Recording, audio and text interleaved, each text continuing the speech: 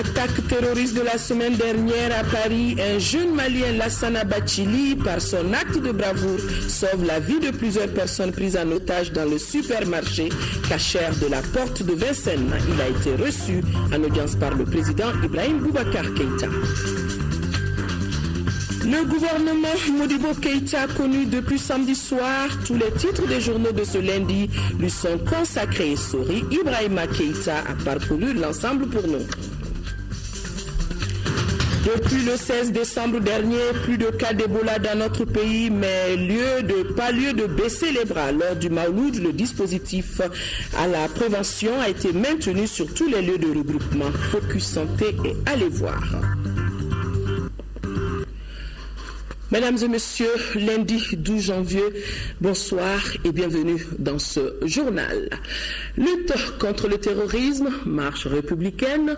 Hier, Paris était devenu en une après-midi la capitale du monde. Ils étaient plus de 50 chefs d'État et de gouvernement à prendre part à la grande marche républicaine contre le terrorisme. Une manifestation qui a aussi mobilisé des centaines de milliers de personnes. Une façon pour eux de dire non au terrorisme, tout en rendant hommage aux victimes des récentes attaques terroristes à Paris. Le chef de l'État, Ibrahim Boubacar Keïta, qui était, on l'a vu d'ailleurs sur les images, qui était au premier rang de la marche aux côtés de son homologue français, François Hollande, a saisi cette opportunité pour attirer l'attention de la communauté internationale sur les nouveaux modes opératoires des terroristes, en faisant bien évidemment le lien avec les derniers événements de Nampala et de Tenenkou. C'est chez nous ici au Mali. Ibrahima Traoré, Brahima Koulibaly sont nos envoyés spéciaux à Paris. Les 10 degrés et la fine pluie n'ont pas démobilisé les centaines de milliers de personnes qui ont pris d'assaut la place de la République à Paris.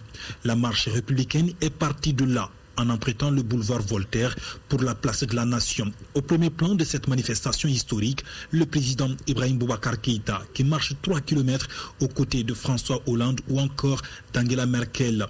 Dans le rang également, une cinquantaine d'autres chefs d'État et de gouvernement du monde entier. Dirigeants et manifestants sont tous descendus dans la rue pour la défense des libertés et contre le terrorisme. Ils sont venus aussi témoigner de leur solidarité au peuple français et rendre hommage aux 17 victimes des récentes attaques terroristes à Paris. Le président Hollande m'a fait l'honneur que vous avez vu. Il était à sa droite et Mme Merkel à côté. Je crois qu'il a voulu signifier vraiment toute l'amitié pour le Mali, tout l'intérêt pour notre pays, tout le respect, toute la considération due à notre peuple, parce que nous sommes tous les deux, peuple français et peuple malien, victimes de terrorisme. Et je crois que notre résilience commune a été célébrée aujourd'hui de façon brillante. Et il fallait absolument que nous en soyons. Pourquoi nous avons tout bravé pour être ici, malgré l'agenda national que vous savez. Il nous fallait être ici. C'est là pour l'honneur du Mali, sa dignité et sa présence au monde. Et cette présence aujourd'hui, je pense, a été fabuleusement illustrée. Cette marche dans Paris avec au bras de François Hollande, de Mme Merkel et de tous les grands dirigeants du monde, tous étaient là. Et je pense que soit ces commentaires. Le président malien a saisi cette opportunité pour appeler encore une fois la communauté internationale à se mobiliser contre l'insécurité grandissante dans la bande sahélo-saharienne, une zone qui abrite un véritable sanctuaire terroriste. Ibrahim Boubacar Keïta a également attiré l'attention du monde entier sur les nouveaux modes opératoires des terroristes, notamment avec ce qui s'est passé récemment à Nampala et à Tenenkou. Je n'ai pas manqué de faire le parallèle devant vos confrères sur ce qui vient de se passer chez nous, à Nampala, et qu'on a essayé de faire à Tenenkou. Ce nouveau mode opératoire qui voit ces ordres déferler à moto pour se rendre indétectable aux drones et aux avions de chasse. Nous allons également, avec nos amis, réfléchir au mode de réaction possible. Et nous ne baisserons pas les bras. Mais les choses sont liées. Ceux qui sont à l'œuvre dans l'est de l'Europe et qui menacent la paix mondiale sont les mêmes, quelque part aussi, qui se déplacent dans nos horizons sahélo-sahariens. Ils ont le même objectif hégémonique de califat mondial, qui ne passera pas Plus que jamais, il faut que nos concitoyens sachent et comprennent que notre chance de survie dans ce monde, notre chance de présence dans ce monde réside dans le combat pour le maintien absolu de notre laïcité. Cet événement inédit a mobilisé l'ensemble de la société civile et de la classe politique française, toutes tendances confondues, excepté le Front National de Marine Le Pen. Autre forte symbolique, la présence à ce défilé de plusieurs dirigeants qui ne parlent pas le même langage, mais qui défendent les mêmes valeurs. C'est l'exemple de Mahmoud Abbas de la Palestine et de Benjamin Netanyahou d'Israël. Et le peuple français ne pouvait qu'apprécier cette solidarité internationale. Ça, c'est la meilleure réplique du monde. C'est la splendeur du peuple français. Hein, c'est extraordinaire, cette chose.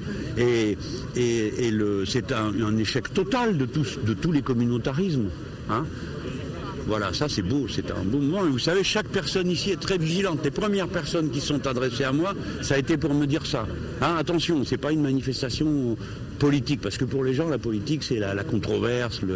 Et moi, je suis d'accord avec eux. Je crois qu'il faut rester humble et puis rester debout pour faire voir à ces gens-là qu'effectivement, il n'y a pas d'issue à ce terrorisme-là, quoi. Voilà. Bravo et merci de votre présence à tous ces pays du monde. Merci. Ça nous touche énormément.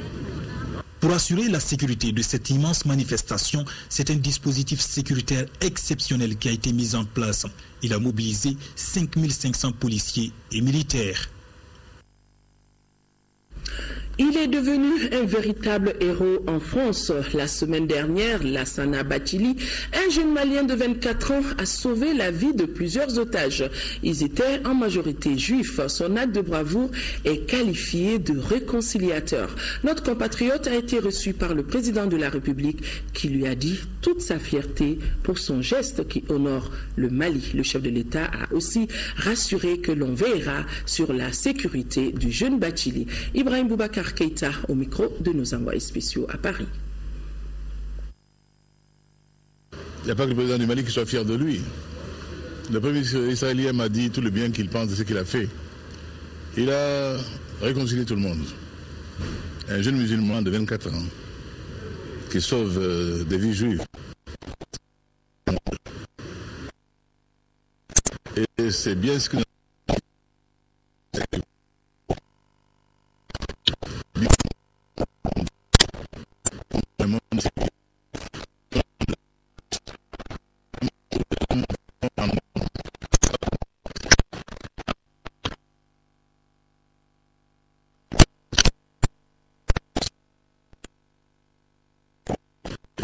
ce matin pour lui dire le Mali désormais peut ratifier son nom et celui de tous nos jeunes compatriotes ici présents qui auront à cœur désormais de limiter.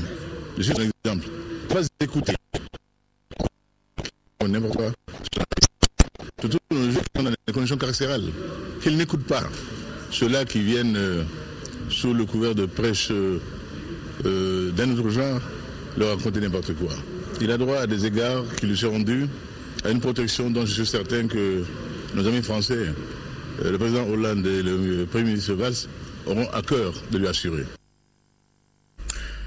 L'actualité ici à Bamako, nous poursuivons ce soir avec la présentation des nouveaux membres du gouvernement. Le nouveau ministre de l'économie et des finances s'appelle Mamadou Igor Diarra. Détenteur des masters en ingénierie commerciale depuis 1990, Mamadou Igor Diarra a laissé ses marques à la BDM, puis à la BIM et à la BOA, dont il était le directeur général avant son entrée au gouvernement. Mamadou Igor Diarra n'est pas à sa première expérience gouvernementale. Portrait d'un jeune ministre compétent, nous dit Alousseni Touré. L'homme qui hérite du portefeuille de l'économie et des finances a sûrement de la hauteur, au propre comme au figuré. Avec son mètre 80, il la dispute à très peu de ses collègues du gouvernement. L'ancien ministre des Mines, de l'Énergie et de l'Eau, puis de l'Énergie et de l'Eau de 2008 à 2011, a également assuré plusieurs intérims. Plusieurs réalisations sont à mettre à son actif. On peut citer pêle-mêle la mobilisation de divers financements et le pilotage de plusieurs projets dans le domaine de l'électricité et de l'eau. Il est surtout à la base de la réforme du secteur ayant donné naissance à la SOMAPEP et de la mise en place de la SOMAGEP. Au cours de cette période, il a assuré la vice-présidence de plusieurs organisations regroupant des départements thématiques de la sous-région, notamment dans le domaine des mines, de l'eau et de l'énergie. Polyglotte, il se sent à l'aise aussi bien en anglais qu'en portugais, espagnol, russe et bien sûr en français et en bamanankan. Des connaissances linguistiques qui lui seront très utiles, notamment dans l'amélioration des rapports de notre pays avec les bailleurs de fonds.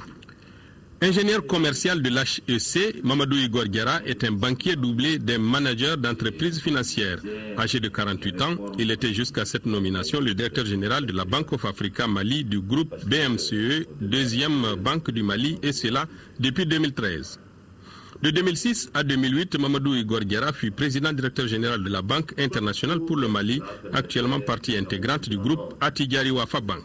Là aussi, notre manager a piloté notamment la mise en place de la migration du système d'information, du projet de la monétique JMIMOA, du redressement de l'établissement et de son processus de privatisation qui a apporté près de 40 milliards de francs CFA de ressources supplémentaires à l'État. Il fit ses premières armes à la Banque malienne de développement où il occupera plusieurs postes de responsabilité avant d'être commis par celle-ci pour mettre en place une nouvelle banque en Guinée-Bissau, la Banco da Union. Ces performances lui ont valu des distinctions professionnelles au nombre desquelles le prix de l'Oscar Diamant du leadership économique africain au 22e Forum économique de l'Afrique gagnante. Igor, comme on l'appelle affectueusement, a également participé à plusieurs formations et stages dans la sous-région et au-delà. Marié et père de 6 enfants, il aime la lecture et les débats, le football et le tennis. Il affectionne également l'élevage et l'agriculture. Un autre jeune ministre aussi compétent comme Mamadou Igor Diarra, je suis venu pour poursuivre la réforme au sein de l'armée malienne et compter sur les conseils de mon prédécesseur pour mener à bien cette mission. C'est en substance les mots du nouveau ministre de la Défense et des anciens combattants lors de la promotion de passation de commandement. Tchéman Hubert Koulibaly est donc rentré a pris fonction en présence de ses collaborateurs immédiats. C'était ce matin en présence de notre reporter Mamourou Sidibé. Revue des troupes, entretien au bureau et présentation du ministre rentrant aux collaborateurs ont été des temps forts. La passation de commandement ce lundi au ministère de la Défense et des anciens combattants. En prenant fonction, le nouveau ministre a félicité l'armée malienne pour le sacrifice consenti au profit de la nation. Qu'est-ce que l'armée malienne peut attendre de vous? Que je me mette à son service, bien évidemment. C'est pour ça que je suis là. Conduire la réforme qui a commencé, et mettre en application la prochaine loi de programmation militaire de manière à refonder notre armée.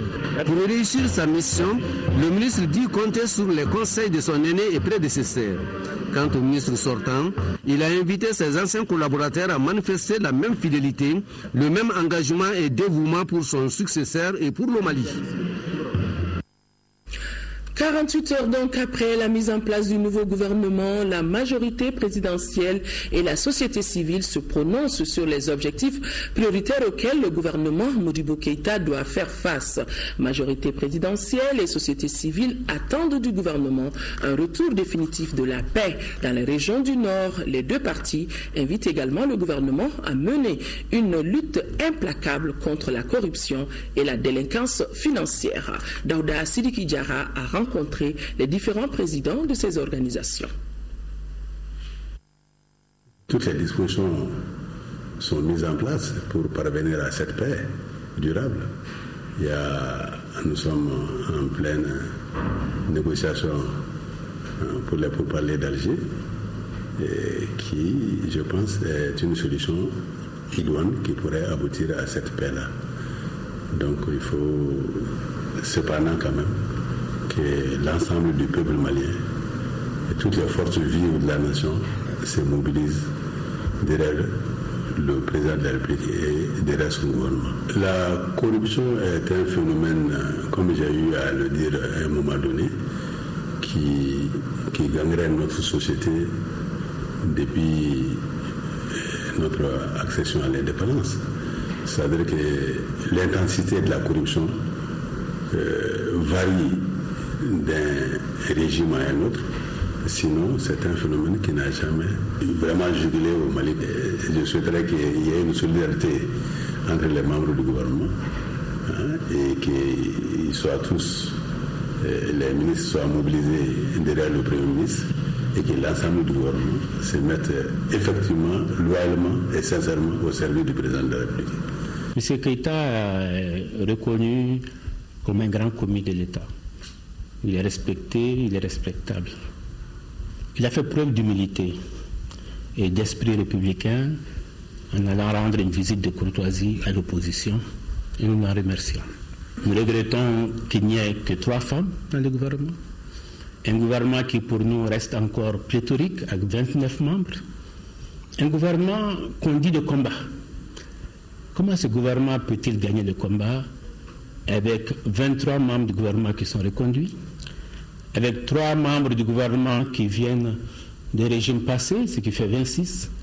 Il n'y a que 3 nouvelles personnalités et surtout pratiquement 100 femmes.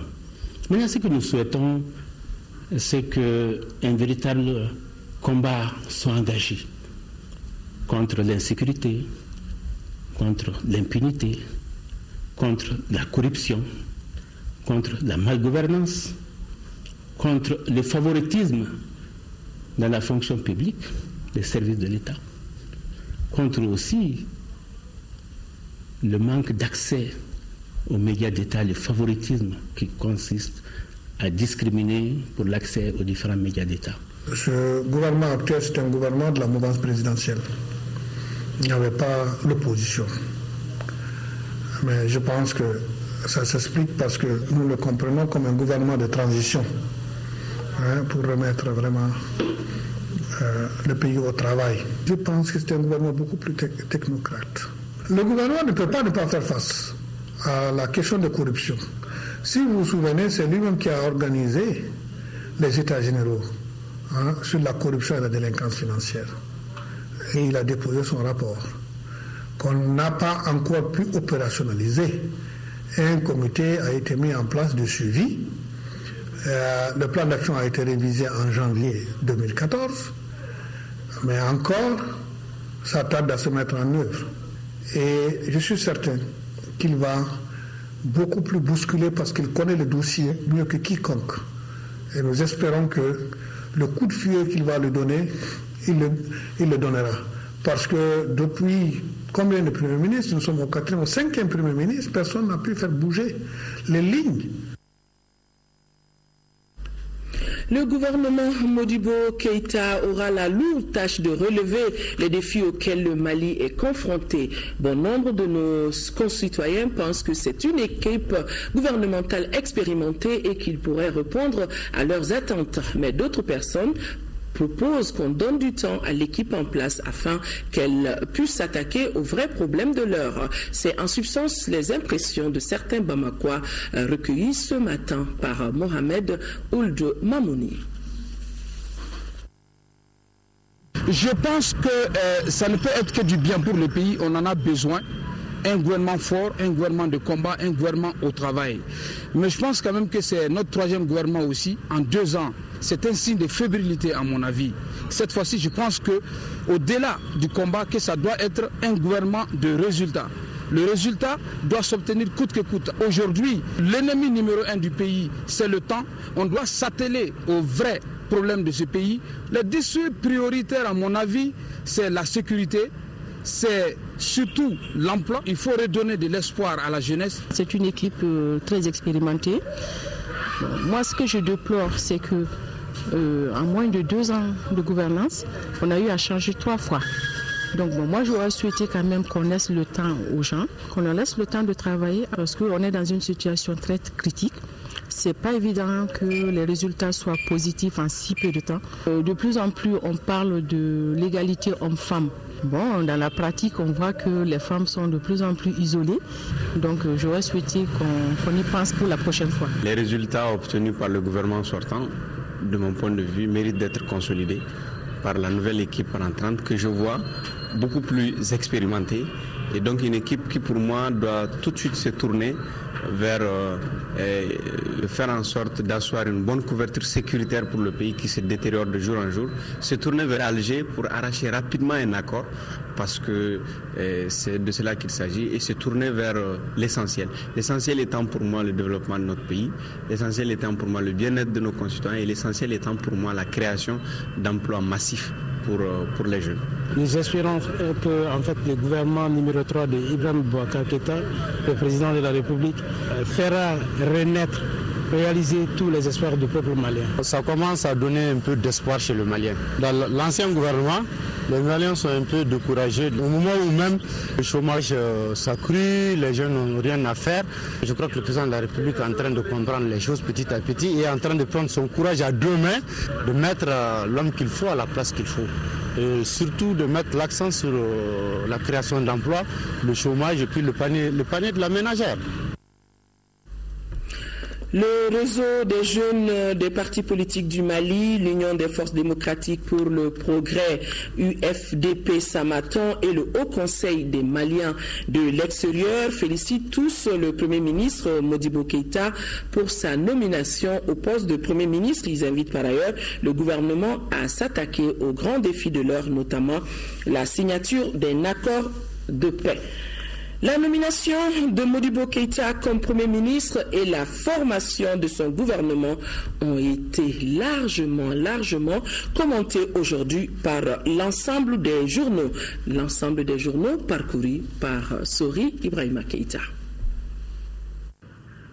Ibeka nomme son tout Premier ministre, Modibo Keïta son vers l'attelage gouvernemental et les Maliens apprécient. Cela s'appelle décryptage. Ce qu'Info Matin considère comme le cadeau du Nouvel An a surpris les confrères dont la plupart peinent jusqu'ici à analyser, se contentant des comptes rendus, bien sûr, à l'exception de quelques indécrochables journalistes. Pêle-mêle au pain fin, le nouveau Premier ministre, la passation de service, la nouvelle formation gouvernementale. Nouveau Premier ministre, qui est bien ce Modibo Keïta, s'interroge l'OP. Mais la question ne semble pas se poser pour 26 mars. C'est un grand. Le choix de l'expérience et de la compétence affiche le prétoire. Gouvernement Modibo Keïta, 29 ministres, 6 entrants, 8 sortants, titre l'Indépendant, qui précise que le précédent gouvernement en comptait 31. Une équipe de taille réduite décrit l'essor. Du déjà vu s'exclame Nouvel Horizon. Des supposés mouillés quittent le navire, révèlent les échos. Alors, changement ou continuité, s'interroge l'OP, qui enchaîne sa propre réponse, la déception des partisans du changement. Bienvenue à Mara 2, titre l'indicateur du renouveau. C'est en tout cas bonjour les défis pour le Premier ministre et son équipe, à en croire 22 septembre, qui relève les 12 travaux d'Hercule de Modibo Keïta. Le Premier ministre sortant signale dans l'Indépendant que son successeur doit s'atteler à la seconde phase du programme présidentiel, la réalisation du bonheur des Maliens, estimant en plus dans Info Matin qu'aucun patriote dit ne peut souhaiter l'échec du président Ibeka. L'Indépendant de révéler que le nouveau chef du gouvernement a demandé et obtenu le soutien du RPM. Confirmation d'Info Matin. Le nouveau Premier ministre semble faire l'unanimité à cause de son expérience, sa probité, sa loyauté et son efficacité. Des qualités qui apaisent l'opinion dans la réconciliation et la bonne gouvernance. Le nouveau Premier ministre, apparemment désintéressé, inspire confiance a priori, insistent les échos, qui égrènent leurs convictions le concernant. Il y aura moins d'injustice, moins de délinquance financière, moins de laisser-aller. Sur ce point-là, déjà, des échos parviennent aux confrères. Sori Ibrahima Keïta. En tout cas, le top chrono est déjà parti pour le nouveau Premier ministre qui a reçu cet après-midi une délégation des États-Unis d'Amérique dirigée par le chargé d'affaires de l'ambassade des États-Unis au Mali. Les échanges ont essentiellement porté sur la sécurisation du pays, sur comment asseoir un véritable développement durable. Le chargé d'affaires de l'ambassade des États-Unis au micro de Youssouf Diakité. Nous avons un grand plaisir de pouvoir rencontrer le Premier ministre pendant son première semaine au travail. Et nous sommes venus en équipe interministérielle des États-Unis pour offrir notre soutien pour le nouvel gouvernement et son Excellence Modibo Keïta dans son domaine, et aussi de renouveler les contacts pour aller en avance sur une initiative qui a été prise par son Excellence Ibrahim Boubacar Keïta et Barack Obama l'année dernière à Washington lors du sommet des leaders de Amérique et Afrique. Alors, est-ce qu'avec le Premier ministre, vous avez abordé des questions spécifiques liées au développement, à la sécurité, entre autres? Oui, nous avons abordé une initiative qui s'appelle l'initiative sur la gouvernance de la sécurité et de la justice et soutenir ces choses-là pour définir ensemble les interventions pour soutenir le peuple malien à travers des domaines de la justice, au travers de la gestion, au travers de la gouvernance, pour aider à accomplir les désirs et les besoins du peuple malien. Quand est-ce que cela sera opérationnel? Alors, c'est un travail en équipe, c'est-à-dire que le Mali et les États-Unis doivent ensemble sélectionner leurs interventions. Alors, on va le faire ensemble et très bientôt, on va définir ces défis. Est-ce que vous avez un budget prévisionnel pour réaliser cette idée? Alors, le Mali a été sélectionné parmi 6 pays sur le continent africain pour cette initiative. Et nous pensons que ça va organiser plusieurs millions de dollars dans le domaine d'aider dans la gouvernance, aider dans la sécurité, aider dans la justice. Le Mali choisi parmi 6 pays, quels ont été les critères de sélection? Les pays qui peuvent vraiment utiliser ces frais dans une bonne manière et qui abordent, avec lesquels nous pouvons mieux travailler.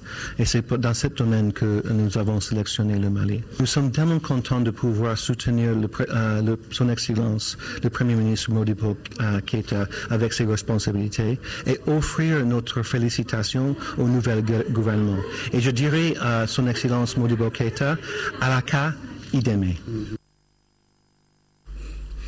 Nous sommes à la primature, restons-y pour dire que s'est déroulée à la primature une cérémonie solennelle de montée des couleurs. C'était ce matin et le tout nouveau Premier ministre qui a présidé la cérémonie a trouvé tout opportune d'insister sur l'importance de cette activité citoyenne. Pour Modibo Keïta, rien n'est au-dessus du Mali. Mamari connaît.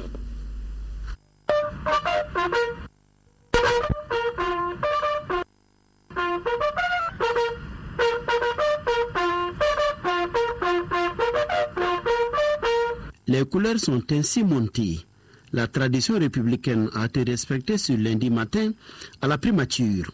En présidant cette cérémonie, le Premier ministre entend renforcer la fibre patriotique chez les cadres de l'administration publique. C'est donc avec un réel plaisir, mais une profonde émotion, et que je m'associe à l'ensemble de mes collaborateurs et pour que nous puissions nous souvenir encore une fois de plus qu'il n'y a rien dans la gestion du pays qui soit au-dessus du pays lui-même.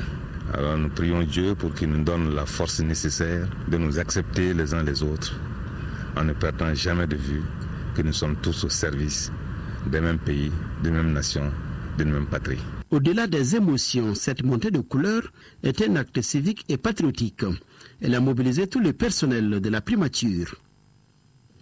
800 000 tonnes de coton à l'horizon 2018, 70 000 tonnes de production de viande. Les axes majeurs du développement rural ont été évalués et réorientés. Les différents acteurs et partenaires passent en revue les activités de programme de l'année écoulée et font des projections pour la nouvelle année. Et à l'ouverture des travaux de 2 jours, le ministre du Développement rural avait à ses côtés le président de l'Assemblée permanente des chambres d'agriculture du Mali, APECAM, et notre reporter Moïse Traoré. La réunion de suivi du plan d'action du développement rural fait l'état de la mise en œuvre des différents programmes en exécution. Il s'agit également pour les partenaires du secteur de se projeter sur l'avenir dans le cadre d'une nouvelle programmation. Les besoins des paysans pour 2015, il faut la reconduite des subventions des engrais, des matériels agricoles et l'aménagement des terres cultivables pour les paysans. Parmi les axes majeurs, le département relève la production de 800 000 tonnes de coton à l'horizon 2018 et la mise en œuvre d'un programme national avec les captures de 85 000 tonnes de poissons. Nous avons lancé donc le programme des agropoles et au Mali, nous avons identifié 11 sites pour abriter au moins 11 zones et qui, fort heureusement, vraiment donc pourrait correspondre à des pôles de développement régionaux, ce qui permettrait de projeter le développement rural en termes de développement économique vraiment donc de nos régions. Et nous avons décidé de créer plusieurs offices de développement rural. Nous avons l'office de développement de la vallée du Temesna et du Tilemsi. Nous allons créer l'office de mise en valeur du Haut-Niger, créer l'office de mise en valeur vraiment du Moyen-Bani, créer l'office de mise en valeur de la vallée du Sourou, du seuil de Diré à Labzanga, et recréer l'office de développement de la pêche et la pisciculture dans la région de Mopti. Au cours des 2 journées, on évalue également les situations des équipements agricoles et de la santé animale. 3e session du comité de pilotage du programme de développement durable du Delta intérieur du Niger. Plusieurs points étaient à l'ordre du jour de la présente session qui se tient 1 an après son démarrage, nous dit Aïssata Saliou-Meiga. Le programme de développement durable du Delta intérieur du Niger maintient et établit un contact entre les activités économiques et la préservation des écosystèmes devenus fragiles ou encore la gestion des ressources en eau. La présente session fait suite à 2 autres qui se sont tenues depuis le démarrage du projet en 2013. Le présent comité de pilotage est essentiel pour la suite heureuse de la mise en œuvre du programme, car il a pour objectif d'analyser les résultats de l'année 2015, mais aussi et surtout de faire passer la mise en œuvre du programme en 2015. Une phase beaucoup plus opérationnelle de façon à ce que la population se rende compte davantage des retombées positives à une approche de gestion durable des ressources naturelles en opposition à une exploitation qui ne tient pas compte de la capacité de production et des ressources. Financé majoritairement par le Royaume de Suède, le programme de développement durable du Delta intérieur du Niger augure de bonnes chances de succès car il contribue à l'amélioration des conditions de vie des bénéficiaires, donc à la paix et à la sécurité dans les régions du nord de notre pays. Dans sa phase triennale, le programme vise à améliorer la résilience des populations ciblées à travers l'accroissement de leur prise de conscience sur la gestion intégrée des ressources naturelles, incluant les causes profondes des changements climatiques, leur implication et leurs mesures d'adaptation. Au cours de la présente session, les résultats de l'année dernière seront analysés. Il sera également question de la mise en œuvre du programme 2015. Pour vous qui aurez reconnu, c'est bel et bien la voix de Aïssata Ibrahim Meiga. La direction de la fondation du Festival sur le fleuve Niger a animé une conférence de presse hier dimanche à Ségou. L'événement marquait également le lancement officiel des activités de la 11e édition du Festival sur le fleuve Niger. À cette occasion, les journalistes ont été édifiés sur les grandes innovations de la prochaine édition. Honoré Tchenou était présent. C'est pour marquer le démarrage officiel des activités de la 11e édition du Festival sur le Niger que la direction du festival a initié ce point de presse avec des journalistes de Bamako et Ségou. Le directeur du festival a ainsi présenté aux journalistes les grandes innovations autour du festival, à savoir la participation de la musique à la formation de l'individu, la création d'une industrie culturelle à Ségou et bien d'autres. Quant aux confrères, les questions ont surtout porté sur, entre autres, la sécurité routière dans la ville de Ségou, la question de la maladie à virus Ebola, l'impact du festival sur l'économie locale. À ces questions, le directeur rassure. Et notre pays vient de traverser une série de crises Et fort heureusement, avec les bonnes volontés et l'engagement des plus hautes autorités, aujourd'hui, les crises sont en train de s'apaiser progressivement. Alors l'occasion sera vraiment opportune pour nous, acteurs culturels du Mali, d'engager des réflexions autour de cette édition pour contribuer fortement dans le développement social du pays. Le maire de la commune urbaine de Ségou, lui, se félicite du profit engendré par le festival dans sa commune. Pendant ce festival, les statistiques qu'on a à notre disposition nous indiquent que le secteur informel peut avoir, pendant la période du festival, son budget de 6 mois, ce qui n'est pas du tout négligeable. Je suis restauratrice depuis que j'étais la première stand sur le festival. Je gagne à peu près 500 000 par jour. Cette 11e édition du Festival sur le Niger aura bel et bien lieu dans la capitale des Balanzans du 4 au 8 février 2015. La page Ebola de ce journal, lutte contre la maladie à virus Ebola, la région de Sikasso reste sur le qui-vive. Dans la localité, la direction régionale du développement social et de l'économie solidaire a organisé samedi dernier une journée de plaidoyer auprès des leaders religieux, toutes confessions sur les mesures préventives de la maladie. ORTM Sikasso, le reportage de Fatoumata Diallo. La maladie à virus Ebola reste une menace pour le Mali tant qu'elle ne sera pas vaincue par les pays touchés dans la sous-région. D'où l'impérieuse nécessité pour la Direction régionale du développement social et de l'économie solidaire de la journée de plaidoyer pour une meilleure appropriation des mesures préventives par les leaders religieux de Sikasso. On a déjà fait beaucoup de plaidoyer sur la ligne de la frontière du Mali et la Guinée, notamment à Bougouni, à Yanfolé, à Séléngué. Ici, à Sikasso, on a déjà rencontré beaucoup d'opérateurs. Ce matin, c'était les religieux. La finalité recherchée, c'est de faire en sorte qu'aujourd'hui, alhamdoulilah, il n'y a pas de virus aujourd'hui au Mali. Et mieux que ces comportements qu'on vient d'adopter continuent pour encore nous protéger par rapport à ce type de maladie. La maladie à virus Ebola, origine, signe clinique, mode de transmission et de prévention, et le plan régional de contingence ont été entre autres les points développés par le conférencier Dramane Coulibaly du développement social. Ce qui suscita des interrogations chez les religieux. Notamment, le lavage des mains au savon et l'utilisation de gel antibactéries font-ils bon ménage avec les ablutions déjà effectuées? À toutes les préoccupations, des éclaircissements ont été donnés. Nos leaders religieux de Sikasso, nous nous engageons à contribuer à la lutte contre Ebola au sein de la communauté par les actions suivantes. Passer l'information sur les mesures de prévention lors des prières publiques, notamment les prêches des vendredis dans nos mosquées, les sermons dans nos églises. Aussi contribuer à mettre sur les lieux de prière, notamment dans les mosquées, églises, des kits de lavage de mains au savon. Quant à la Direction régionale du développement social, appuyée par l'UNICEF et le conseiller du gouverneur Amadou Diabaté, elle s'engage à son tour de faire le suivi de la mise en œuvre des engagements. À la date d'aujourd'hui, lundi 12 janvier 2015, la situation de la lutte contre la maladie à virus Ebola au Mali se présente comme suit.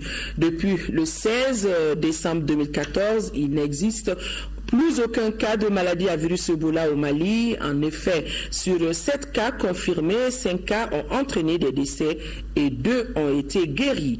Les prélèvements sanguins effectués le dimanche 11 et ce jour lundi 12 sur 2 cas suspects se sont révélés négatifs ce jour. Cela dit, la maladie à virus Ebola reste une menace pour le Mali tant qu'elle n'aura pas été vaincue dans les pays de la sous-région où elle a été déclarée. C'est pourquoi le gouvernement appelle l'ensemble des populations sur tout le territoire à maintenir la vigilance en observant les règles de prévention. Il est impératif d'appliquer les mesures d'hygiène et de précaution nécessaires à la prévention de la maladie. Il est toujours conseillé de se laver les mains au savon avec de l'eau propre et d'éviter les accolades et de se serrer les mains autant que faire se peut. Le gouvernement invite la population à continuer d'utiliser les numéros verts pour déclarer tout cas suspect ou demander des informations. Nous rappelons ces numéros 80 00 89 89 80 00 88 88 80 00 77 77. Maouloud, le baptême a été célébré partout à travers le pays et cela dans une ferveur religieuse. Les fidèles musulmans ont écouté des prêches priées. De Dja à Sikasso en passant par Bamako et Dili, les fidèles musulmans ont prié pour le Mali. Des éléments du Maouloud rassemblés et commentés par Ibrahima Tchokari. En marge des activités du Mouloud, la ville religieuse de Dili a mis en compétition de lecture du Saint-Coran les tout-petits. Preuve que dans cette localité, l'apprentissage du Coran reste une préoccupation première des parents et des enfants. À en croire les maîtres coraniques, ces marabouts en herbe sont sur la voie de leurs maîtres. L'association des homonymes d'Oumou et de Modibo ont profité de la cérémonie de lecture du Saint-Coran et du Mouloud pour présenter le bureau de l'association sortie de l'Assemblée générale. Le bureau est présidé par Modibo Babo de Kati. Le nouveau bureau place ses actions dans le sens du changement. Dans la capitale du Kénédougou, le Mouloud Rasouloulaye a été célébré dans une ferveur religieuse sur 2 sites. Le premier site qui a abrité la cérémonie est la tribune de l'indépendance de Sigasso, où ont convergé de nombreux fidèles venus célébrer le baptême du prophète Mohammed, paix et salut sur lui. Les ressortissants de Djenné à Sikasso ont eux aussi célébré Mouloud dans le domicile d'un de leurs. Là, ils ont écouté les chants religieux et les prêches portant sur la vie du prophète Mohammed.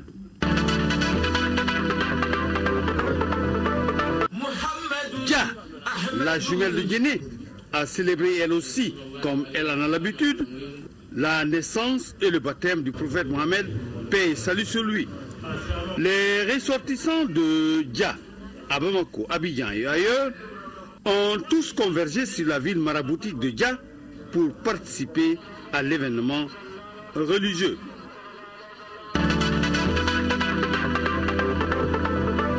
Ici, à Bamako, le Mouloud a mobilisé les populations tant sur la rive droite du fleuve que sur la rive gauche. Les fidèles venus de tous les quartiers ont, dans une ferveur religieuse, écouté les chants religieux et les prêches portant sur la vie du prophète Mohammed, paix et salut sur lui.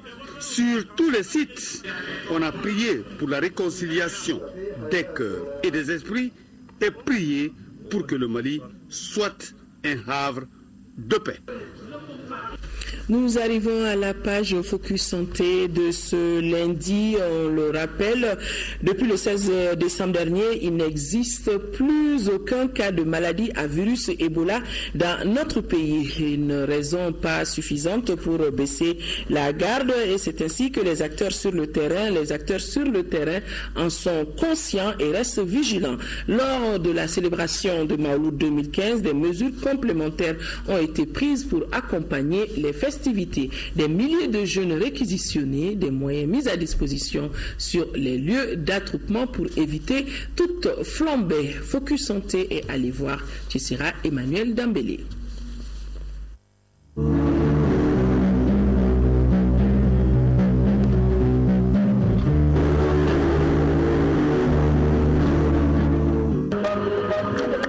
Le Maouloud est une fête religieuse organisée en mémoire de la naissance et du baptême du prophète Mahomet. Il occasionne donc de grands attroupements au Mali. Les fidèles venant d'autres pays, notamment les plus proches, prennent part également à cet événement.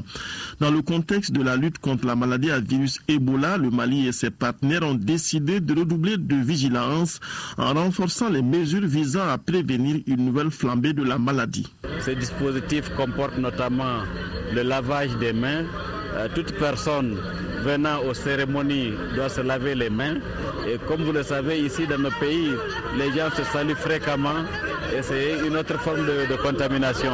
on doit lui prendre sa température pour pouvoir voir si la personne présente de la fièvre. À la résidence de l'un des leaders religieux à Bamako, point d'attraction de certains fidèles venant d'ailleurs, des thermoflages pour la prise de température, des dispositifs de lavage des mains et 3 camions-citernes d'approvisionnement en eau potable ont été mis à la disposition, dont un par le cheikh lui-même et 2 par la MINUSMA. Le stade du 26 mars a accueilli le plus grand rassemblement de Bamako. Ici, le dispositif anti-Ebola est présent. Des thermoflash, des équipements de lavage des mains, des citernes d'approvisionnement en eau potable et des gels hydroalcooliques utilisables au moment de rupture d'eau. Des mesures similaires ont été mises en place sur d'autres lieux de prêche et la vigilance du personnel sanitaire sur toute la durée du Mawloud est à saluer. On l'a fait à la naissance et on a continué, ça n'était pas discontinu, on l'a continué toute la semaine et aujourd'hui encore on est en train de renforcer les mêmes dispositifs. Comme au moment les plus difficiles de la lutte, les acteurs sur le terrain n'ont jamais baissé la garde. En témoignent les rondes de supervision sur les différents sites dotés de tentes pour la gestion d'éventuels cas suspects. Je pense que les gens ont fait un travail incroyable en préparant cet événement en peu de temps. Ils encouragent beaucoup les personnes à se laver les mains et les soumettre à la prise de température de telle sorte que nous puissions rapidement identifier s'il y a des gens qui ont des symptômes inquiétants. La lutte contre la maladie à virus Ebola mobilise tous les acteurs qui ont des compétences en la matière, tous aux côtés du Mali, et c'est au compte de cette coalition internationale que doivent être mis les résultats obtenus jusqu'ici. La situation est stable. Et concernant la surveillance épidémiologique, tout le monde fait du bon travail en matière de renforcement des capacités du personnel local, en collaboration avec les partenaires internationaux à Bamako et au niveau des postes de contrôle sanitaire à la frontière avec la Guinée et autres pays limitrophes. Dans ces différents lieux de prêche, les fidèles se sont prêtés au jeu, s'associant au message que les leaders religieux ont fait pour appuyer la lutte contre la maladie à virus Ebola.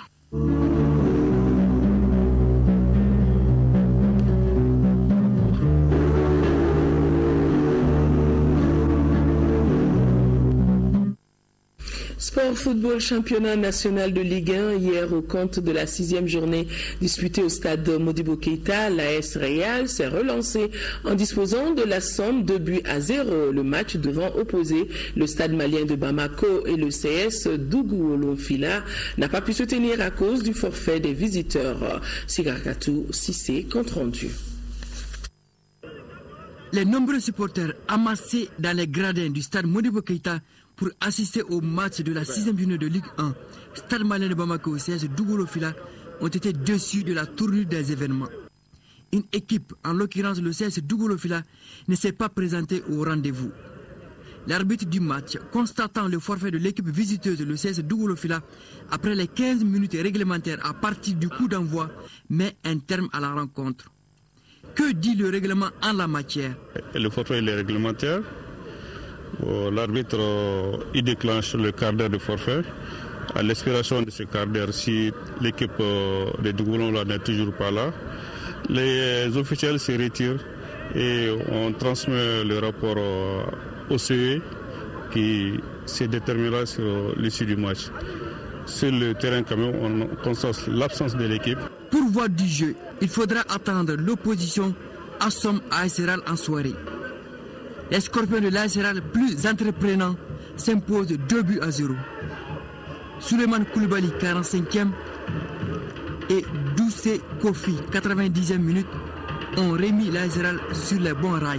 Avec cette victoire, l'AS Real efface son nul 2-2 de la journée précédente face à l'Avenir AC de Tombouctou. Au stade Mamadou Konaté, l'ASB a dominé l'AS Police 4-1 toujours pour le compte du championnat national de Ligue 1. Auparavant, l'AS Nyanan de Koulikoro avait remporté les 3 points de la rencontre après la défaite face au COB Mamadou Danté. l'AS Nana remporte les 3 points de la 6e journée après le forfait du COB. Le club olympique de Bamako a refusé de prendre part à la rencontre. La raison est certainement liée aux incompréhensions survenues lors de la 43e session de l'Assemblée générale ordinaire de la Fédération malienne de football le samedi dernier. Le règlement est très simple. Nous sommes l'organisme qui est chargé d'organiser les compétitions au Mali jusqu'à preuve de contraire. Nous avons fait une programmation normale que nous avons ventilée dans le temps. Maintenant, par rapport à nos textes, jouer n'est pas jouer, c'est la responsabilité de l'association. Le forfait est réglementaire. L'association qui veut participer, participe. Celle qui ne veut pas participer, ne participe pas. On n'a pas reçu la correspondance, sinon ça allait être automatique. Mais puisque nous n'avons pas été officiellement informés, donc le règlement dit que dans ces cas d'espèce, le forfait est constaté sur le terrain. L'équipe de Koulikoro compte désormais 12 points au compteur et le COB reste leader avec 13 points. La deuxième affiche qui opposait l'ASB à l'AS Police a démarré un peu plus tôt que prévu. L'ASB a créé la sensation avec sa deuxième victoire 4-1 devant l'AS Police. Après la maladresse successive des policiers devant le but adverse, l'ASB fait trembler les filets à la 27e minute par Amara Malé. 3 minutes plus tard, Moussa Diarra égalise pour l'AS Police. Un but partout, c'est le score à la mi-temps. En deuxième période, l'attaque de l'ASB revient avec plus de motivation et marque successivement 2e, 3e et un 4e but aux arrêts de jeu. À l'issue de cette 6e journée, l'ASB compte 6 points moins 3 et l'AS Police 5 points moins 1 en attendant la prochaine journée. Sur la base des prix fournisseurs du mois de janvier 2015, les prix indicatifs plafond à la pompe des produits pétroliers sont fixés comme su et applicables à compter du mardi 13 janvier 2015, c'est-à-dire donc demain. Super carburant sans plomb, 742 francs le litre. Le pétrole lampant, 552. Gasoil, 644. Distillé oil 644, fuel oil 180 450, jet A1 libre. Il faut noter que le prix subventionné du kilogramme de gaz butane est de 584 francs CFA. Par conséquent, le prix de vente de la bouteille 2,75 kg est de 1605 francs CFA et celui de la bouteille de 6 kg est de 3500 francs CFA. Quant au prix non subventionné du kilogramme de gaz butane, il est de 845 francs CFA. Une page noire dans cette édition, le colonel Balia Badian Kouyaté, ancien directeur adjoint à la direction du renseignement et des enquêtes douanières, n'est plus. Décédé samedi dernier, samedi 10 janvier, à l'âge de 62 ans, le fils de Seydou Badian Kouyaté a été élevé au grade de chevalier de l'Ordre national de la République du Mali à titre posthume par le président de la République. Ses obsèques ont eu lieu chez son père, Seydou Badian Kouyaté, à l'hippodrome devant des hautes personnalités dont le Premier ministre. Notre reporter était Fademba Keita. Monsieur Balia Badian Kouyaté, directeur adjoint à la direction du renseignement et des enquêtes douanières, au nom du président de la République et en vertu des pouvoirs qui nous sont conférés, nous faisons chevalier de l'Ordre national du Mali à titre posthume.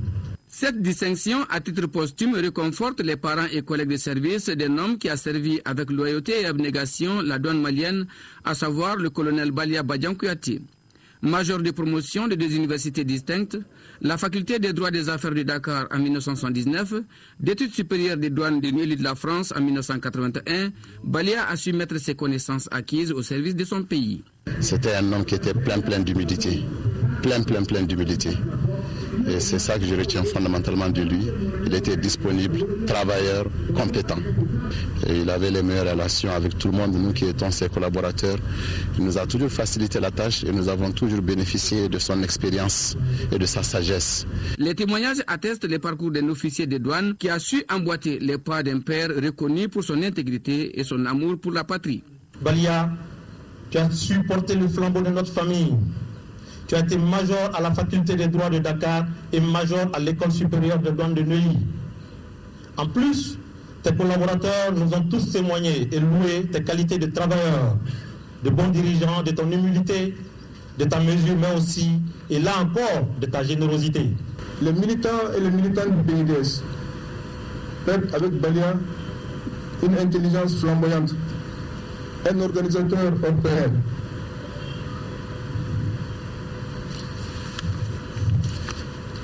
Un camarade loyal, affable, plein d'attention pour tous et attentif à tout. À l'âge de 62 ans, il rejoint ainsi d'autres juifs disparus au cimetière de Nyarela, laissant derrière lui 2 épouses, 6 enfants, des collègues, amis et proches collaborateurs inconsolables.